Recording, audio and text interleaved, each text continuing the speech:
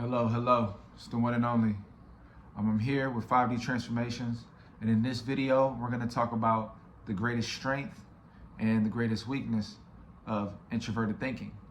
So it's beautiful. We get to talk about the thinking functions, and with introverted thinking, it is the introverted form of thinking. A good way to think of introversion is that it's internal, it's more singular, it's more linear, one at a time, and it builds up to a whole.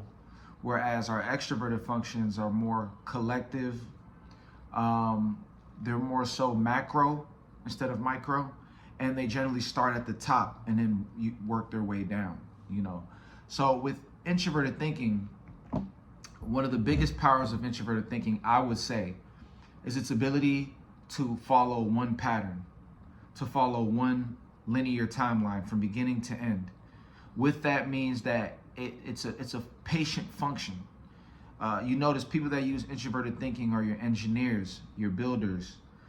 It's taking one thing at a time to get to a final conclusion.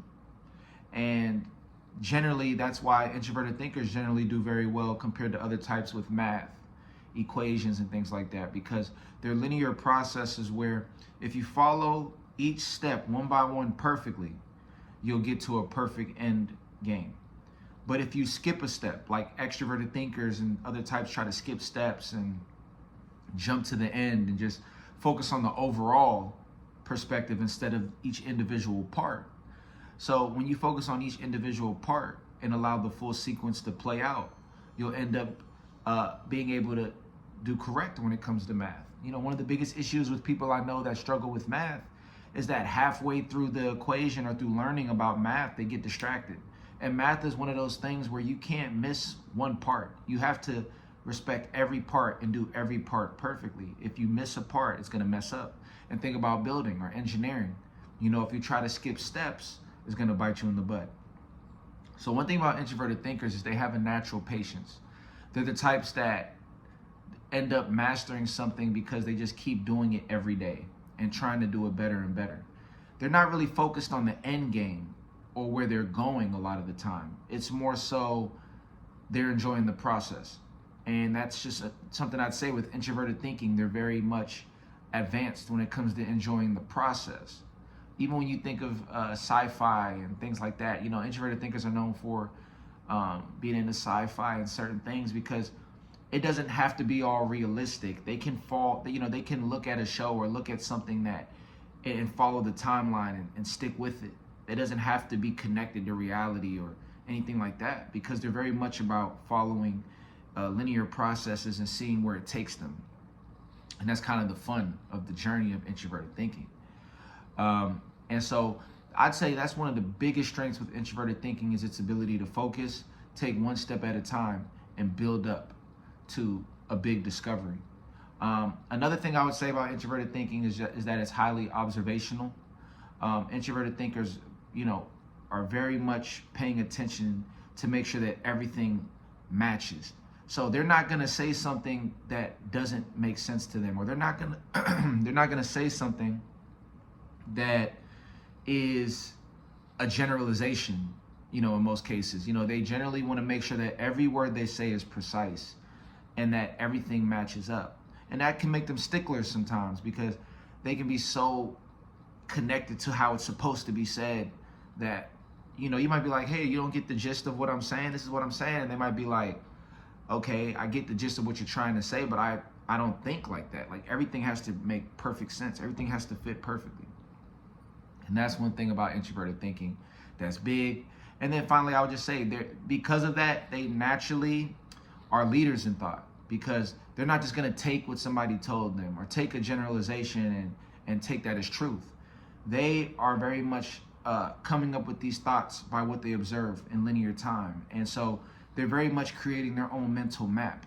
So I would just say the organic element of their thinking and the conclusions they come to is very refreshing. And because of that, they really are the thought leaders because of their ability to think for themselves. I think that's a huge power and strength for introverted thinking. Now, the biggest negative I would say when it comes to introverted thinking, or I would just say the biggest weakness, is there is the same thing, right? It's the other side of the coin, in the sense that they very much respect their own organic thought, and they have a hard time really valuing other thoughts. And I think that can be a detriment, because if you stick to what you know and what you've seen in your life as your primary form of thinking, you're going to filter out a lot of extra information that can be helpful. And also, I think because they take this linear path to discovering truth, what happens is they can go on this long path of following this path of what they see is true to see where it takes them, and it can end up taking them nowhere. Or, you know, when you think of people that play games all the time in their mom's basement, or, you know, get caught in their own reality, you notice with introverted thinkers, there's always this kind of disconnect from reality. Don't get me wrong, they'll be in reality working jobs and things like that. But I noticed that it's hard for them to really take their ideas and apply them to be effective in life, right? And that's where extroverted thinkers come in handy. And this isn't for all introverted thinkers, but introverted thinkers very much have a capacity to know, like, you know, this is what I think and this is what I see. But they're not the best at communicating that, leading people to a certain direction with that, you know, unless they have other skills to really be persuasive.